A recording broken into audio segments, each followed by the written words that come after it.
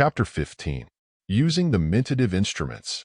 In the use of the eyes for the purpose of conveying mentative currents, you should always remember that the feeling is the real power behind these currents of power, and that the brain is the dynamo from which the currents originate.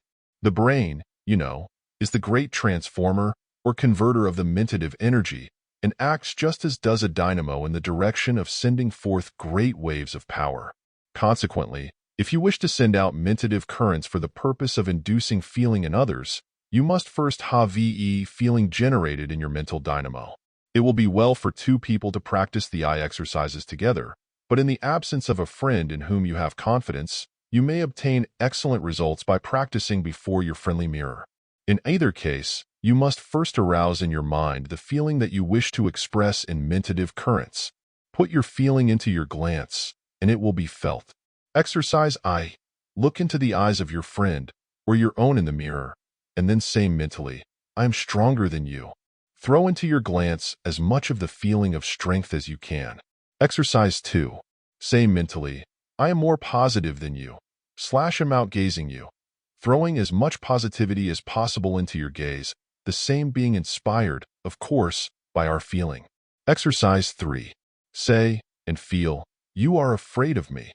I'm making you feel my strength, throwing the feeling into your gaze. After you have acquired the faculty of making your strength felt by above exercises, you may use the same upon other people when the occasion renders it advisable. If you are addressed by some person whom you think is trying to master you mentatively, or whose strong influence you wish to ward off, you may use the above method on him. As a rule, the person who is doing the talking has a slight advantage over the listener, all else being equal. The speaker is the more positive because he is expressing more power. But you may counteract this, if you are the listener, by simply sending him a glance, accompanied by the feeling of scatter your force into bits. You cannot affect me. In resisting an attack of this sort, keep your mouth closed, with the jaws tight. For this, bite denotes strength and firmness, and brings into play the parts of the brain manifesting these qualities, and thus charges your mentative currents with these feelings. At the same time, gaze firmly and steadily into the eyes of the other, using the dynamic gaze. I would bid you remember that the person standing has an advantage over the one sitting. Avoid the sitting position when the other person is standing. Do not give him this advantage, but take it yourself if you can. In speaking to persons and requesting them to do something, you should accompany the verbal request by a mental command. For instance, if you say, you will do this for me, won't you? This is the suggestive form of questioning, remember? You should accompany the question with the command, made mentally, with the proper glance, you shall do this. If you are the person requested to do something that you do not wish to do, you should answer, no, I do not care to do this, or I do not see my way clear to do it, or I am unable to oblige you, etc., etc. But at the same time you must send the mental answer with its accompanying glance, I will not do it, and you cannot make me. A well-known teacher along these lines several years ago taught his pupils to gaze into the eyes of persons whom they wished to affect, at the same time saying mentally, I'm looking at you. I am looking through your eyes into your brain. My willpower is stronger than yours. You are under my control. I will compel you to do what I wish. You must do what I say. You shall do this. Do it at once. It will readily be seen that this will generate a powerful mentative current if there is a sufficiently strong feeling, will, and desire behind it. But right here I shall give you an antidote for this kind of influence. In all cases where you are attacked mentally in this way, you may dissolve the force by a positive denial. The positive denial is the powerful force that scatters into tiny bits the force directed against one. It is a destructive agent, just as is the positive statement a constructive or creative one. One who understands the scientific use of this destructive force may undo the mentative work of others to a surprising degree. By a strong, positive denial, you may scatter and disintegrate any mentative influence directed against you. This formula will give you a general idea of it. Suppose that you are repelling a statement such as given above. In that case, you should say mentally, accompanying it with the proper glance, with feeling back of it, deny positively your power over me. I deny it out of existence. I will not do your bidding, and I deny your right and power to command me. I deny your power, and I affirm my own. You may cultivate this power to use the positive denial by practicing on an imaginary person whom you may suppose is trying to influence you. Imagine the strong, positive person before you, trying to influence you, and then start in to practice the positive denial on him, until you feel that you have beaten him off and have sent him flying away in retreat.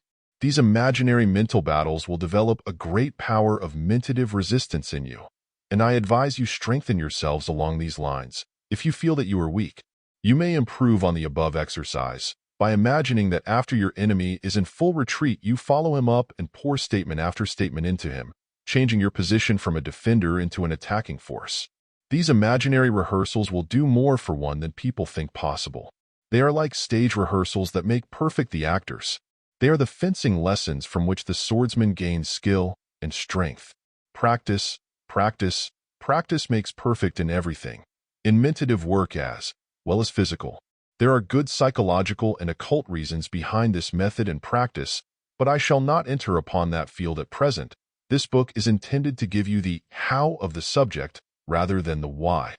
In personal conversation with another, you will find it of the greatest value to see as clearly as possible a mental picture, chart, or map of what you are saying to him. By so doing, you will impress most forcibly upon his mind that which you wish him to see and feel. In this statement is compressed the secret of effective speaking. In the degree that you see and feel the thought that you are expressing in words will be the degree of impression made upon and mentative induction produced in the other person. The secret, of course, lies in the power of visualization. You may find an evidence of your increasing mentative influence by trying the psychological experiment of willing people to move this way or that way by gazing intently at them. In this experiment, it is not necessary for you to gaze into their eyes. Gazing at their back, preferably at the upper part of the neck, at the base of the brain, will answer. You may try willing persons to look around on the street or in public places, etc. Or using the mentative instruments, you may will that they turn to the right or left of you when approaching each other on the street. Or in stores, you may will that a certain clerk from out of a number will step forward to wait upon you. These and many similar experiments have an interest to the majority of students and are accomplished with comparative ease after sufficient practice. The whole theory and practice consists of a steady gaze and the mental command and will that the person will act so and so, together with the earnest expectation that he will obey the command and the mental picture of his doing so. That is all there is to it. In the use of the eye as a mentative instrument, remember first, last, and all the time that desire and will are the phases of the mentative energy, and that in the degree that desire is kindled and will is exerted, so will be the power expressed by yourself and impressed upon others. Read this book over a number of times until you have fully grasped the underlying principles. Then commit its exercises and instructions to memory. Then practice frequently and perfect yourself in the methods pointed out until you render them second nature. You will be conscious of a gradual growth and development along the lines of mentative power and influence. The flame of dynamic mentation once lighted, it will never die out.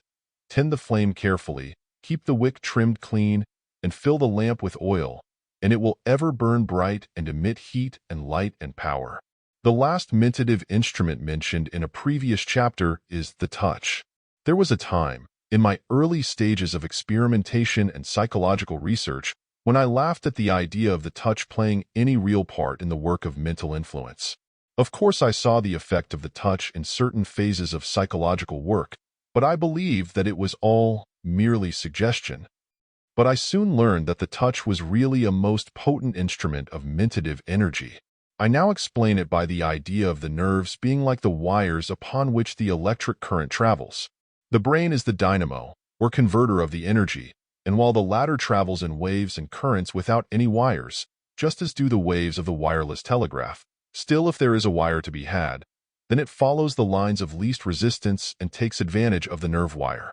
Certain parts of the body have nerve cells very highly developed in them, are in fact miniature brains. In the cases of some persons of sensitive and trained touch, there exist little clusters of nerve cells at the ends of the fingers that act like miniature brains. The lips are also highly developed in this respect, as the well-known phenomena of kissing evidences. The fingers and hand are excellent polar mediums for conveying the mentative energy that pours down over the nerves from the brain and through which it passes to the other person. The use of the touch of the hands as a channel for conveying mentative energy depends greatly upon the development of the hands by the individual. Those who understand this matter develop the conductivity of the hands by treating them as follows. Think of your hands as excellent conductors of mentative energy and imagine that you can feel the energy pouring down the nerves of your arms and out of your hands, obeying your will when you shake hands with people. You will soon develop your hands to such a degree that some sensitive persons will actually feel the current passing into them. Always accompany the passage of the current with the thought or feeling that you wish to induce in the other person, just as you do when you use the dynamic gaze.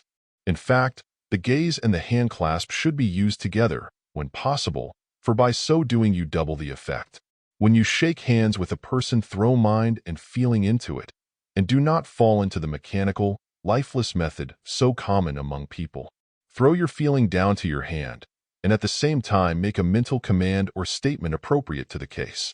For instance, grasp the person's hand with feeling and interest, saying mentally at the same time, "You like me then."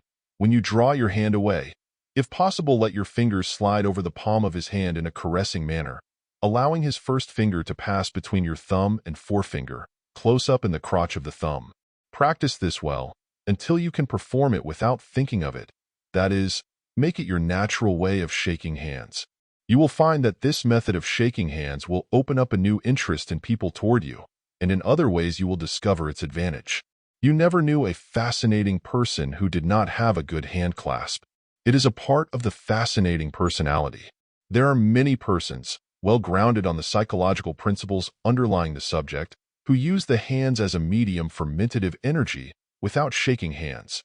For instance, they sit near the other person and place their hands so that their fingers will point toward him, at the same time willing that the current flow through the fingers and toward the other. They also use their hands in conversation, so as to have the tips of their fingers pointing toward the other. This last plan becomes highly effective when used with the appropriate gestures, for it is akin to the mesmeric pass of the hands. In this connection, I would say beware of the person who is always trying to put his hands on you. Beware of the pawing over process.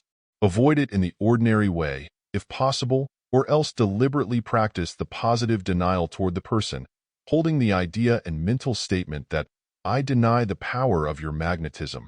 I scatter it by my denial. In concluding this chapter, I would especially caution young women, and older ones for that matter, against allowing men to be familiar with them in the direction of holding hands or similar practices. Not only does this familiarity breed contempt, but there are good psychological reasons why the practice is to be condemned. You have seen what part the hands play in magnetizing, as it is called, and is it not clearly discernible how one may use the hands in this petting and all that sort of thing in order to psychologically affect another person? I am not speaking now of the caresses indulged in by honorable true lovers, for all the talk in the world would not change that sort of thing. But I am alluding to the indiscriminate pawing over on the part of strange men that some young girls allow. There is a danger in this sort of thing, and I want you to know it. If you have daughters or young female relatives, warn them against this thing and tell them the reason why. And the same thing is true of the man who is always patting other men on the shoulder, or resting his arm around them, or else taking hold of them in a friendly, caressing way during a conversation. Such men may not know the psychology of the thing, but they have found out that this sort of patting up makes other men more impressible and amenable to their influence, and so they practice it. Make them stop it, either by moving away or by positive denial. Now, once more, remember the power of this positive denial as a disperser and disintegrator of adverse influence. If this book taught you nothing else, it would still be worthwhile to you because of this one point of instruction. For this positive denial is a mentative armor that will protect you, a mentative sword that will defend you, a mentative lightning flash that will clear the mental atmosphere. Learn the secret of positive statement and positive denial, and you are clad in an invulnerable armor and are armed with the weapon of power, and so you may, like the warrior bold, go gaily to the fray. But, after all, the secret of influence in our dynamic individual lies in his mental states. The outer forms are but reflections of the inner. If you will cultivate the connection between your mind and the great universal will, the universal mind power, then your will becomes so strong that the outward expressions will come of themselves. But in mounting the first steps of attainment, it becomes important for the student to pay attention to the outward characteristics, because by so doing he makes a clearer mental path for the acquisition of the desired mental states. By the very laws of mental suggestion, he is able to imitate these outward expressions, and thus induce in himself the mental states, which, in time, become habitual. I do not mean that one should allow the suggestion of the other's appearance to move him in this way. This is not the idea. What I mean is that one may by autosuggestion so reproduce the outward characteristics associated with the desired mental state or quality, and by acting them out actually materialize into reality the mental states themselves. Remember the rule. Mental states take form in action, and action reproduces their associated mental states. It is a rule that works both ways. The voice makes the phonographic record, and the latter reproduces the sound. Remember this illustration, for it will help you to get the right conception of the psychological law underlying the phenomenon. There is a certain point to which I would direct your attention at this stage. I refer to the well-known psychological fact that mental states express themselves in physical action. Every mental state has its associated physical action, and these actions, when perceived by another person, are apt to induce similar mental states in that person, along the lines of mental suggestion. But there is another law, less understood by the public, and that is that the manifestation of physical action tends to induce in the mind of the person performing it the mental states generally associated with the production of the action. Let us take a common example to illustrate the operation of these two related laws. Let us suppose that you are holding a mental state of anger, fight, combativeness, etc. In that case, you will find that your brows will frown, your jaws will be fixed in a savage bite and slightly protruded, and your hands will be clenched. The mental state has taken form in physical action. Very well then, you all recognize this fact. But there is the law reversed.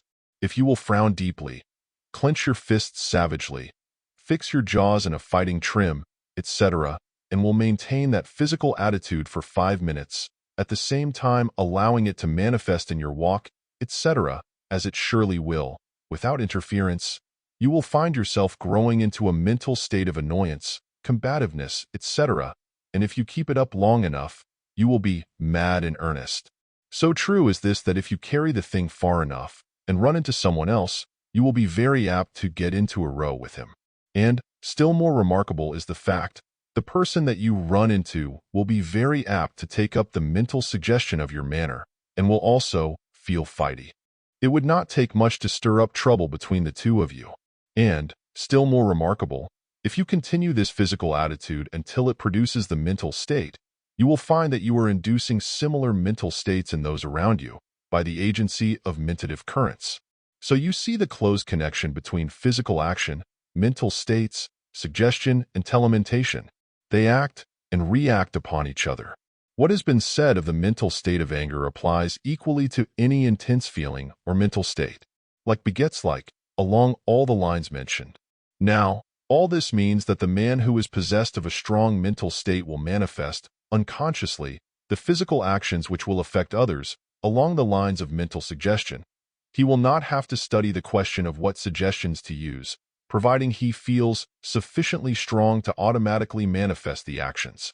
But when a man does not feel sufficiently strong to manifest the suggestive actions, he may produce the same effect by acting the part, without being actually involved in it, by first reproducing the physical actions, which will thus induce a sufficiently strong mental state to manifest itself both along the line of suggestion and also along the line of personal magnetism.